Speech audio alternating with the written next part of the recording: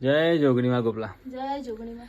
શું શું કે બધું પતી ગયું શાંતિથી? હા મેં ધાર્યું નતું ને એવું થઈ ગયું ખરેખર. બસ કે મને એમ હતું કે આટલું બધું મોણ આવશે નહીં કોઈ, પણ માં જોગણીએ મારી લાજ રાખીને આબરૂ રાખીને ગોમમાં વટ પાડ્યો. મારો તો પાડ્યો પણ તમારો પાડ્યો ને. બસ કેવું મારા કોઈણી વાળા બધા આયા, મારા હાહરી વાળા, મારા પિયોર વાળા મારો વટ રાખ્યો, મારા ઇન્સ્ટાના ફ્રેન્ડે બહુ ને બહુ સપોર્ટ કર્યો અને બધા આયા. શું કેવું. અને ભગવાન માતાજી મારા રોમા ધણી દ્વારકા વાળા વહરાજની બહુ લાજ રાખી નહીં, એટલે આપણે વાત ઉપર બાધા રાખી હતી.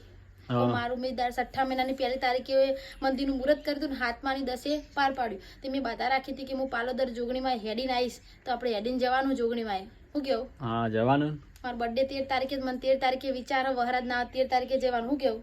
આપણે 12 ચોય જવું નહીં બીજે ફરવા, ખાલી 13 તારીખે જોગણીમાં જઈશું. હા તો 13 તારીખે જઈશું. શું કેવું? જોગણીમાં એટલું પાર પાડ્યું. માં જોગણી અત્યારે તો મને વહુ આવી જાય કહેતા કે મારી જોગણીએ મારું આટલું પાર પાડ્યું. મેં મનમાં નહોતું વિચાર્યું કે આટલું બધું મારું થશે અને થઈ ગયું. બધાનો ખૂબ ખૂબ આભાર. મારી જોગણીને હું કહું કે માં જોગણી બધાનું કામ કરજે તારેલું. કેવું? વાત સાચી. જય જોગણીમાં. જય જોગણીમાં.